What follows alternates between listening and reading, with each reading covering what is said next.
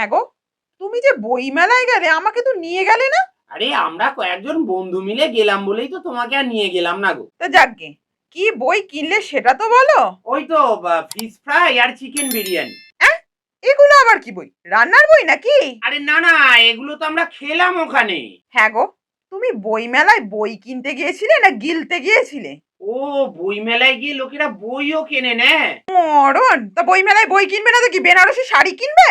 আরে না না, আমিও একটা বই না অনেকদিন ধরেই খুঁজছিলাম গো, অবশেষে বই মেলাতে বইটা পেয়েও গেলাম। কত দাম নিল বইটার? মাত্র 15 টাকা। 15 টাকায় বই? সেটা আবার কি বই গো? বউকে খুশি করার 108 সহজ উপায়। তুমি আমাকে খুশি করবার জন্য বই খুঁজছিলে? তবে আর বলছি কি, তা কি লেখা আছে বইতে? অনেকগুলো উপায়ের কথাই লেখা আছে জানো, বেশ মোটা বই। তবে বইটার শেষ অংশটা পড়ে আমি খুব হতাশ হয়ে পড়লাম। কেন, হতাশ হওয়ার কারণ কি? আরে 108টা উপায় লেখার পর শেষ অংশে গিয়ে লেখক লিখেছে যে এগুলো সব প্রয়োগ করেও আমি আমার বউকে খুশি করতে পারিনি, আপনারা দয়া করে অন্য কোনো উপায় চেষ্টা করুন।